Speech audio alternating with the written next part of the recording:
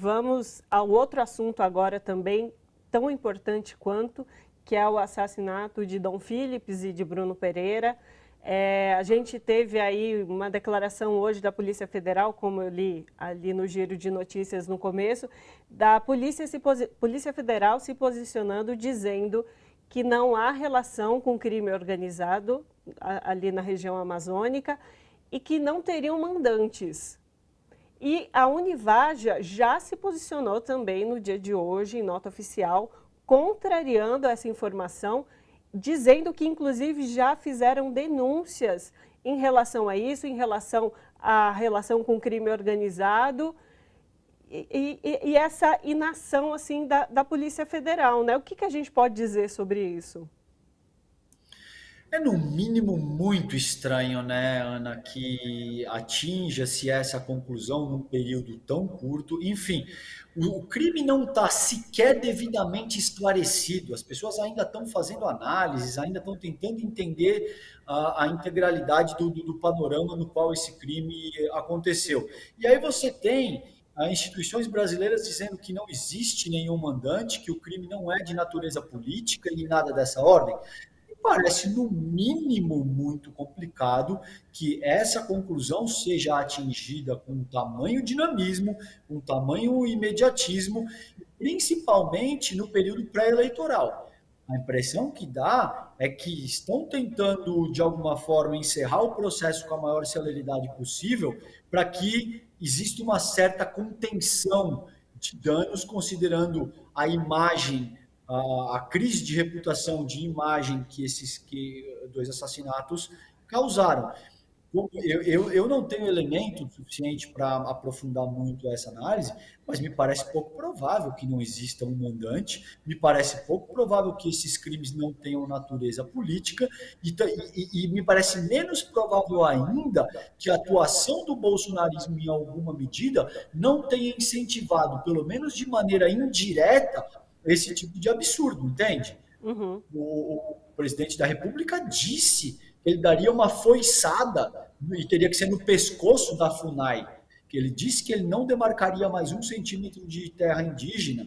Você tem outros, por exemplo, o Ricardo Rau, que é outro indigenista, e que disse, abre aspas, a ABIN foi na FUNAI procurar por mim.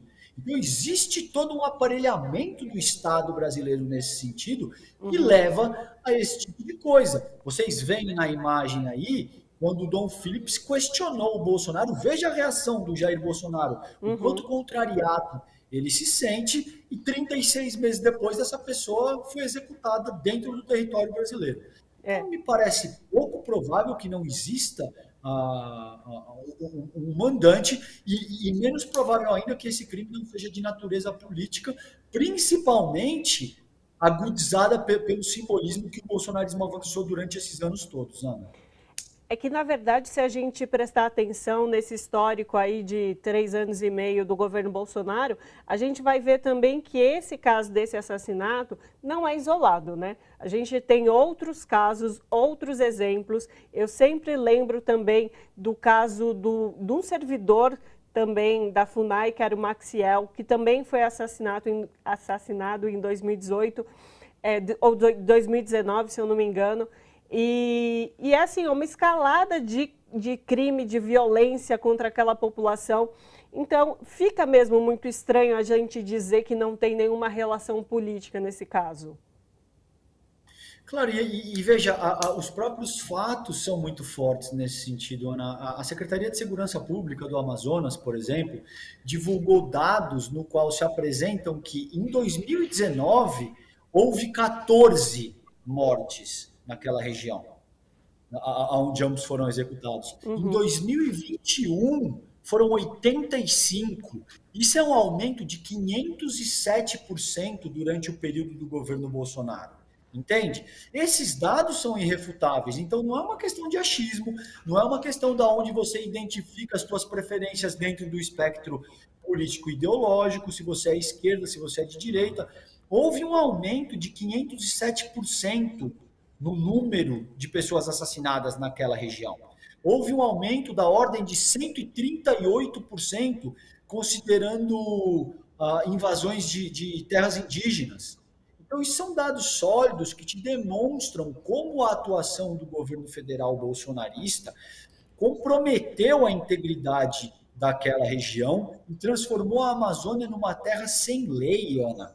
Que, infelizmente, você tem hoje as Forças Armadas brasileiras se envolvendo em questões políticas e partidárias, quando eles deveriam estar defendendo a soberania do território nacional. E hoje você tem parte da Amazônia dominada pelo narcotráfico, porque as Forças Armadas estão muito ocupadas comprando prótese peniana, comprando leite condensado, comprando Viagra, se envolvendo em questões políticas e partidárias. Enfim, é extremamente lamentável.